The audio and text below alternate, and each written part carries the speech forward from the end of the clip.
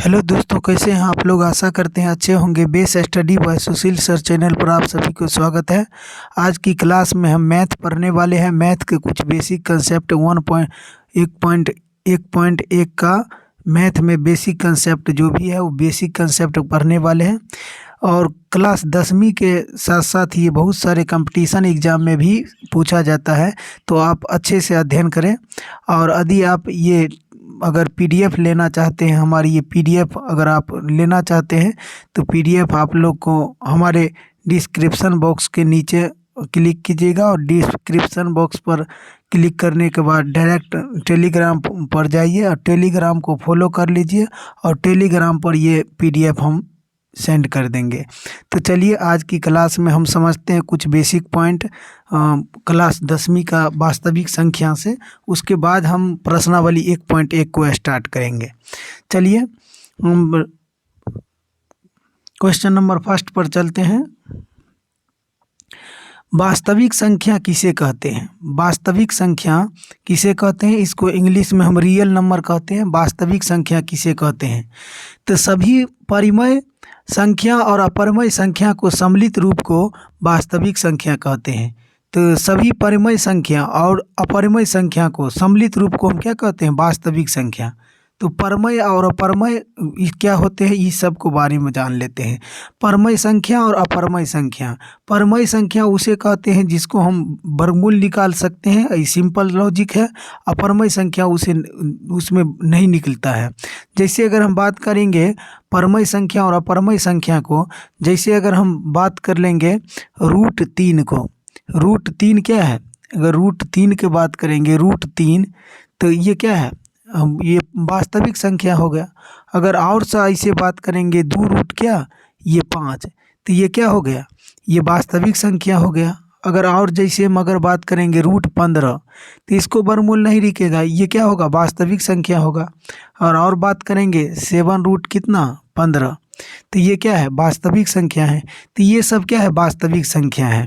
जो परिमेय संख्या और अपरिमेय संख्या को सम्मिलित रूप को हम क्या कहते हैं? वास्तविक संख्या कहते हैं। वास्तविक संख्या को R से प्रदर्शित किया जाता है। किससे प्रदर्शित किया जाता है? R से प्रदर्शित किया जाता है। चलिए हम नेक्स्ट की ओर बढ़ते हैं। नेक्स्ट कुछ इस प्रकार है। प्राकृतिक संख्या क्या है? प्राकृतिक संख्या क्या है? एकरा हम नेचुरल नंबर कहते हैं। नेचुरल नंबर किसे कहते हैं? प्राकृतिक संख्या नेचुरल नंबर क्या है? तो वस्तुओं को गिनती करने के लिए जिन संख्याओं का प्रयोग किया जाता है उन संख्याओं को प्राकृतिक संख्या कहते हैं। वस्तु को गिनती करने के लिए जिन संख्याओं को प्रयोग किया जाता है उन संख्या को हम प्राकृतिक संख्या कहते हैं। प्राकृतिक संख्या कहने का मतलब, अगर हम किसी चीज़ को गिनते हैं तो जिस संख्या को प्रयोग करते हैं उस संख्याओं को हम क्या कहते हैं? प्राकृतिक संख्या। अगर आपको बोलेंगे, अगर आपको हाथ में कितने उंगली है तो आप कैसे गिनिएगा? 5, 6, 7 ऐसे करके। आप ऐसे नहीं गिनिएगा 1, 2, 3, 4, 5 ऐसे करके। तो 1, 2, 3 से जो स्टार्ट होता है, 1, 2, 3, 4 ऐसे करके जो स्टार्ट होता है उसी को हम प्राकृतिक संख्या कहते हैं। प्राकृतिक संख्या को n से सूचित किया जाता है। किससे सूचित किया जाता है? n से। प्राकृतिक संख्या को n से सूचित किया जाता है। जैसे अगर हम बात करेंगे तो n, उसके बाद इसमें 1, 2, 3, 4, 5 ... इन्फिनिटी तब जाता है। ये सब क्या हो गया? प्राकृतिक संख्या हो गया।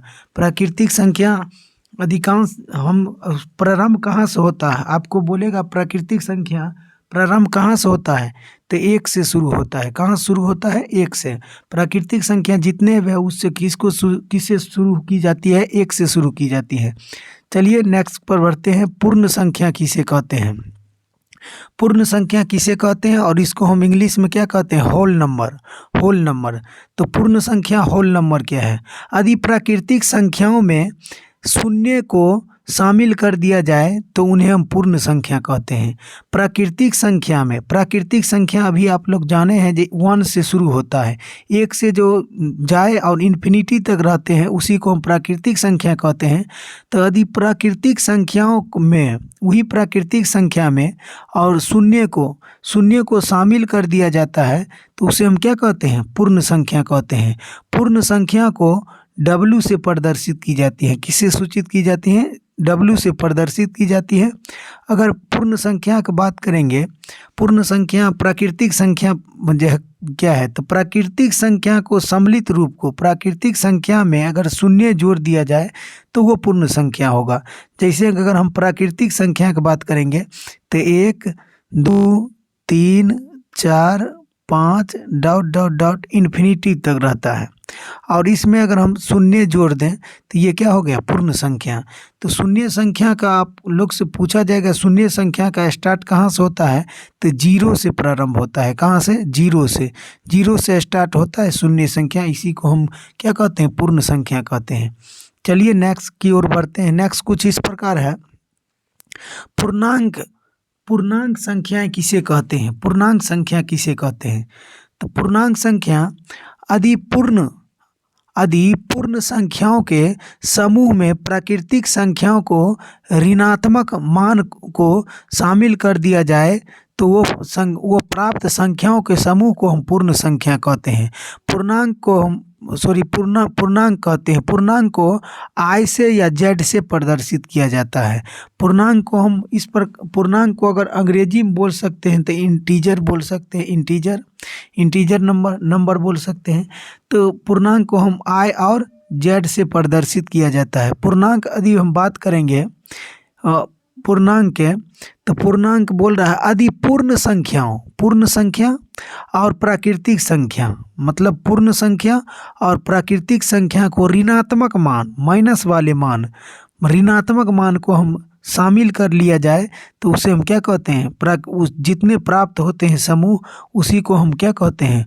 पूर्णांक कहते हैं। सॉरी, यहाँ पर टाइपिंग में थोड़ा मिस हो गया है, पूर्ण लिखा गया है, पूर्ण संख्या पूर्णांक होगा। पूर्णांक संख्या कहते हैं। पूर्णांक संख्या को I और Z से प्रदर्शित किया जाता है। यदि पूर्णांक के हम बात करेंगे तो पूर्णांक कुछ इस प्रकार होगा। अगर हम पहले यदि हम पूर्णांक संख्या को लिखेंगे, पूर्ण संख्या को, तो 0 1 2 3 4 5 डॉट डॉट डॉट इन्फिनिटी तक होता है। और इसमें अगर हम यदि हम प्राकृतिक संख्या को ऋणात्मक यदि मान हम इसमें जोड़ दिया जाए, जैसे -1 -2 -3 -4, ये ऋणात्मक मान जोड़ दिए तो इसी को हम क्या कहते हैं? इसी को हम पूर्णांक संख्या कहते हैं। पूर्णांक संख्या को अगर 0 को अगर बात करेंगे, शून्य को, तो शून्य को हम पूर्णांक कहते हैं। शून्य भी क्या है? एक पूर्णांक है। इसे हम क्या बोलेंगे? शून्य एक पूर्णांक है। और अगर हम इससे दाईं वाला भाग, ये दायां भाग ये है, दायां वाला भाग 1 2 3 4 5 ये सब जो दायां वाला भाग, इसको हम क्या कहते हैं? धनात्मक पूर्णांक कहते हैं। क्या कहते हैं? धनात्मक पूर्णांक। और बाईं वाला भाग को हम क्या कहते हैं? बायां वाला भाग को हम ऋणात्मक पूर्णांक कहते हैं। इसको हम क्या कहते हैं? बायां वाला भाग को हम क्या कहते हैं? ऋणात्मक पूर्णांक कहते हैं। ऋणात्मक पूर्णांक कहते हैं। तो पूर्णांक में कितने संख्या रहते हैं? तो 3 संख्या रहते हैं, धनात्मक, ऋणात्मक और शून्य संख्या। तो इसी को हम क्या कहते हैं? पूर्णांक संख्या कहते हैं। चलिए नेक्स्ट की ओर बढ़ते हैं। परमय संख्या किसे कहते हैं? परमय संख्या किसे कहते हैं? परमय संख्या को हम क्या बोलते हैं? रेशनल नंबर बोल सकते हैं, रेशनल नंबर। परमय संख्या, तो परमय संख्या ऐसी है, यहाँ पर प्रिंटिंग गलती हो गया, ऐसी संख्या जिसको हम P/Q के रूप में व्यक्त किया जा सकता है। वैसी संख्या जिसे हम P/Q के रूप में व्यक्त किया जा सकता है और किया जा सकती है, और तथा जहाँ P और Q पूर्णांक हो, परंतु Q बराबर नहीं हो 0, उसी को हम परमय संख्या कहते हैं। परमय संख्या यदि आप समझ में नहीं आया है तो एक बार और रिवीजन कर लेते हैं। परमय संख्या को हम इंग्लिश में क्या बोलते हैं? Rational number. तो परमय संख्या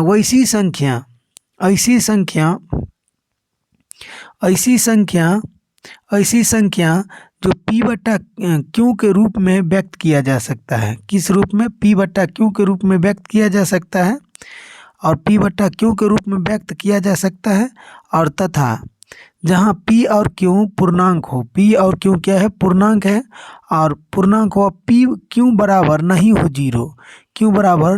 हो जीरो, उसी को हम क्या कहते हैं? परमय संख्या कहते हैं।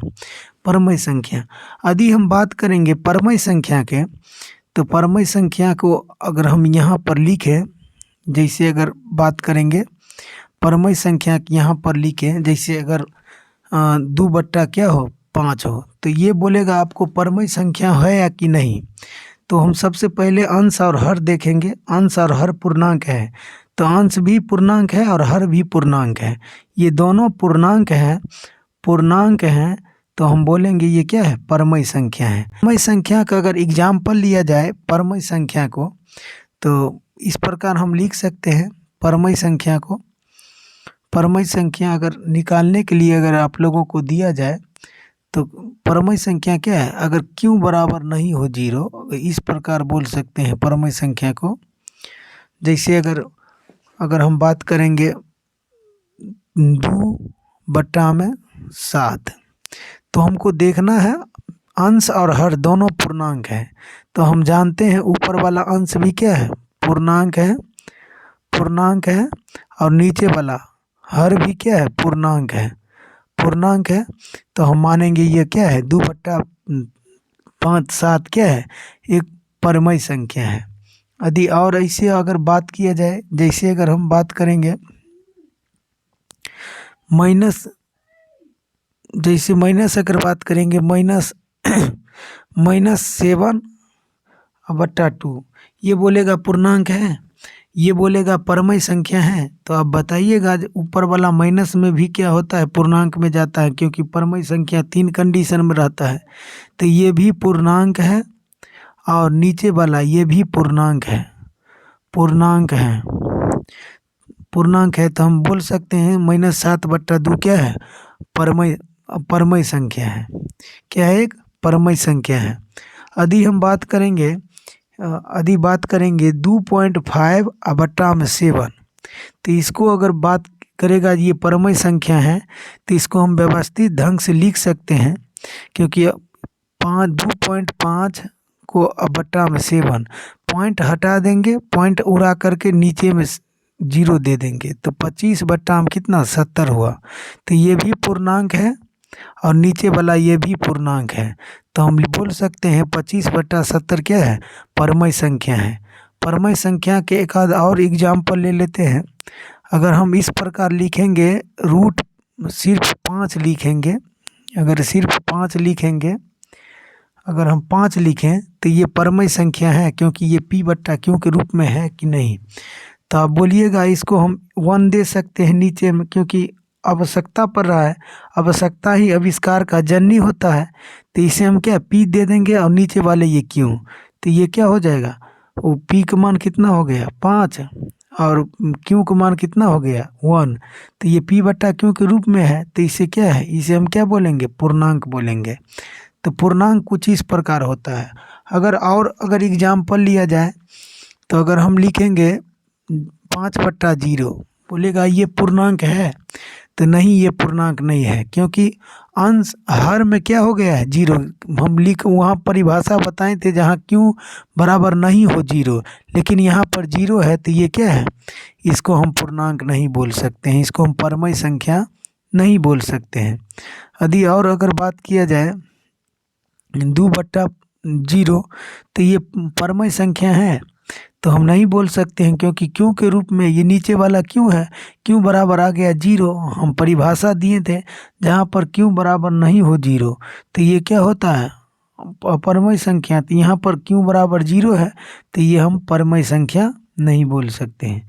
चलिए हम एक बार रिवाइज करवा देते हैं। रिवाइज छोटे तौर पर परमय संख्या, वास्तविक संख्या। वास्तविक संख्या क्या है?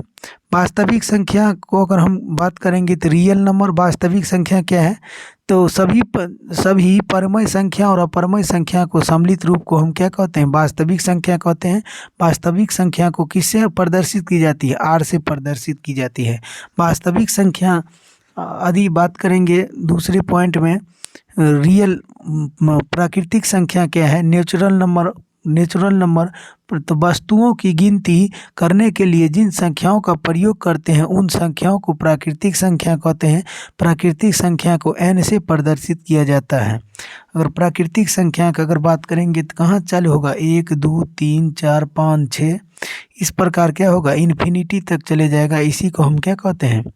इसी को हम प्राकृतिक संख्या कहते हैं। प्राकृतिक संख्या को अगर बोलेगा कौन सा प्राकृतिक संख्या नहीं है, तो अगर हम बात करेंगे जैसे अगर हम 9/3 ले लेंगे तो इसे बोलेंगे आप प्राकृतिक संख्या है कि नहीं, तो हम कट सकता है ये प्राकृतिक संख्या। 3 तिया 9, तो ये प्राकृतिक संख्या। यदि हम बात करेंगे -2.5 2.8 ये प्राकृतिक संख्या है तो नहीं है ये, क्योंकि ऋणात्मक में है, पॉइंट में दशमलव में नहीं आना चाहिए, तो ये नहीं होगा प्राकृतिक संख्या। चलिए पूर्ण संख्या।